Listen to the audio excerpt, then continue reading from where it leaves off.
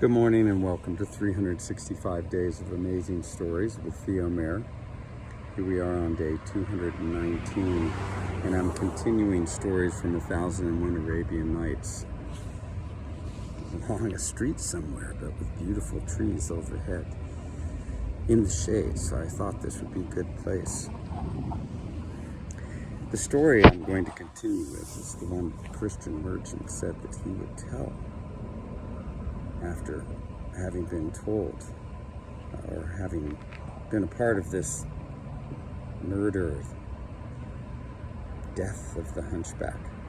And the king there wished to hear the story that he would have to tell, because it was supposed to be more amazing than the adventures of the hunchback. This is the story of the young man with a severed hand.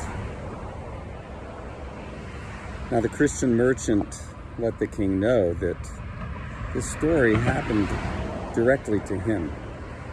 Not that he was the man with the severed hand, but his father had been a merchant, and when his father died, he left everything to his son, the Christian merchant.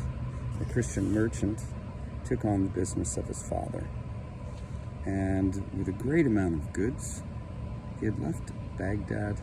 He'd gone to Cairo in order to trade goods. And when he was there was a young man that came up to where he was selling his goods, and he brought with him a measure of sesame seed. And he turned to the merchant and he said, "How much can you get for this?" And the merchant said, "Well, I think I could get 100 dirhams per measure."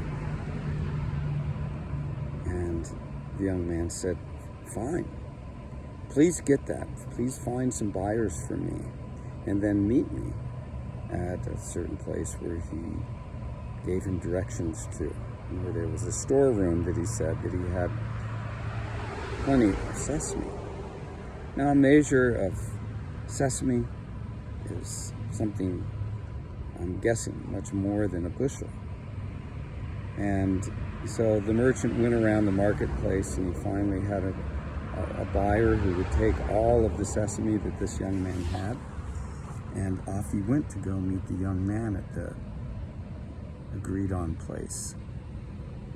And he took with him many camels with which to carry the goods and baskets with which to carry it.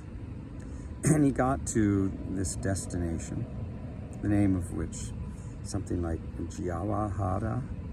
And when he gets there, he finds the young man who's sitting outside one of these large earthen storerooms.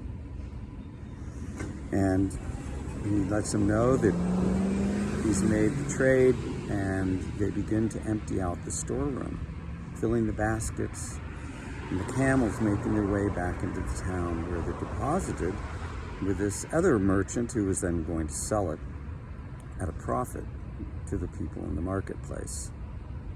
Well, this went on for quite a while, and as it turned out at the end, the young man had 50 measures of sesame seed, which fetched him 5,000 dirhams. Now, the young man turned to the Christian merchant and said, "You take 10 dirhams per measure as your commission, and hold the rest of the money for me, and I will come get it soon." Well, the Christian merchant thought this was very trusting of the young man, but he did what he was told. He collected the money, the 5,000 dirhams. He took 500 for himself, and he waited, holding the money for this young man who did not turn up for a month. And when he did, he came up finely clothed and riding a beautiful ass. Now, when he got there, he asked where his money was. The Christian merchant said, "Please, come in with me and let me serve you some food." And the young man refused and said, "No, all I wish for, let me see the money." So the merchant, he got the money that was there, he brought it out, and the young man said, "Hold this for me, and I will come back soon." And he left. And when he left, he didn't come back for another month. The Christian merchant found this behavior rather odd, but continued to hold the money for him. When he came back the second time, a month later, the merchant again tried to get him to sit and eat with him, and he would not do that. And he said, "Do you have the money?" And he said, "Yes, it's here." And he says, "Fine, I need to go out for a minute, but I'll be back soon." And the young man left again. And again, he did not return for a month. And when he did, he again asked the merchant to hold the money for him, letting him know that he would come back soon. He didn't come back for a year. But the merchant was determined this time that he would have the young man come and stay with him for at least a little bit and eat. The young man came. Again, it was a year later, riding an ass, finely dressed and seeming to have just come out of the baths. He agreed for food this time, and the merchant sent out one of his servants who came back with delicious food, already cooked, so they would not have to wait. And they sat down to eat. Now, it was very, very odd to the Christian merchant that this young man, he ate with his left hand, which was not the custom.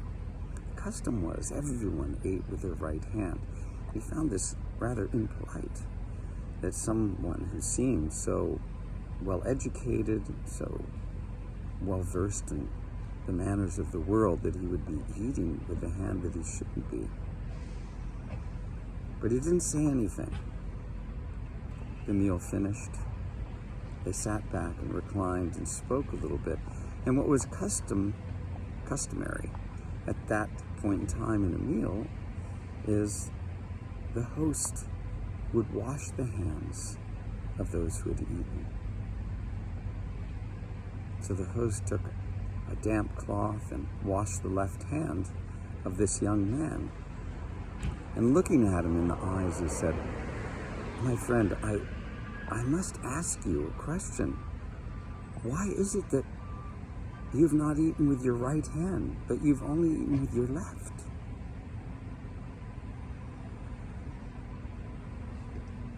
We'll leave the story there, as Scheherazade did, wondering why did he not eat with his right hand. Okay, hope you enjoyed the story. Here we are on another tale. Have a good rest of your day. Thanks for joining.